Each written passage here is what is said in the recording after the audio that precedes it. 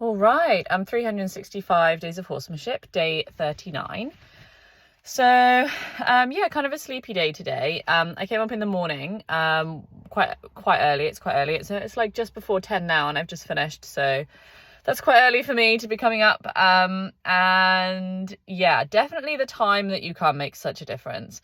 I can really see how routine can really help your horse get into a place where they're mentally prepared for you to come, I guess, because that's what happens the same time every day and it's normal to them.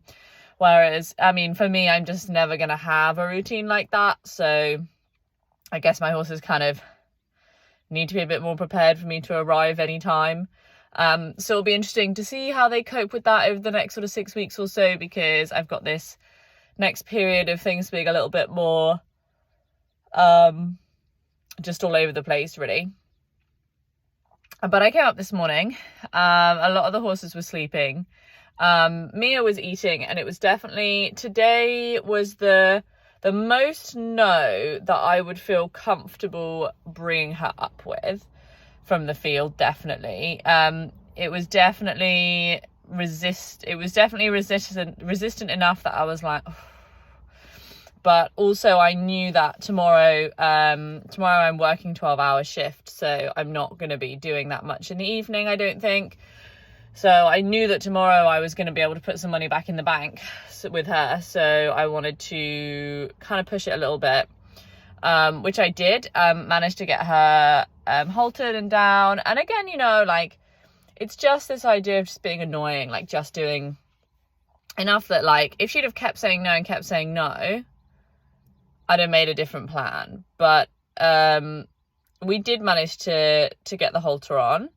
And I brought her up and I let her have a bit of grass before going into the arena, actually. And then when we went into the arena, we started off with our left shoulder stuff that we do for the warm-up, and she was just super distracted by food, trying to get to the hay everywhere and trying to poke her nose through the fence to get to the grass, and just really not able to move away from the food. But we did have a nice rest stop, and I thought, do you know what? Maybe I'm just going to work with the mounting block.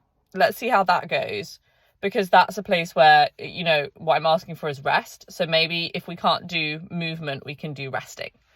And yeah, so basically we had an entire, pretty much 40-minute session at the mounting block. And it was quite good.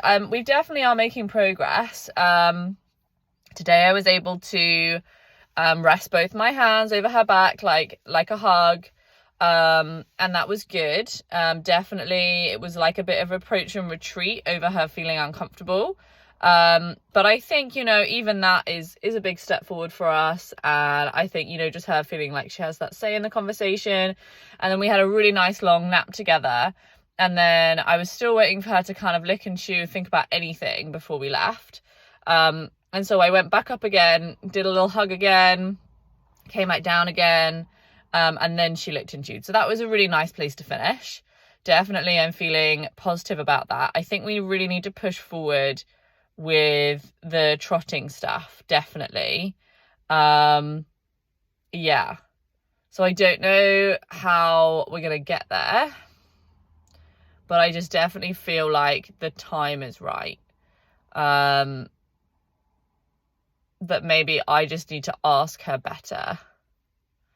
I don't know. We'll see how that goes over the next couple of days. Yeah.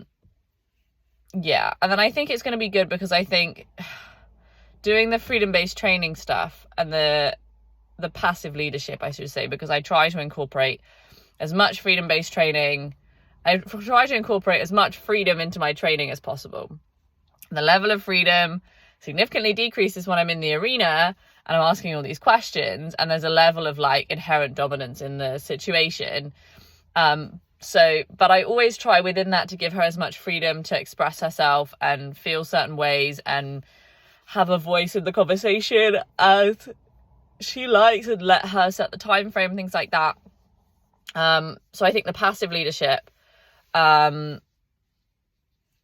is what's really gonna just fill those gaps, keep the bank account replenished, build that relationship so that then we can go into the arena and be successful, or put the halter on and be successful.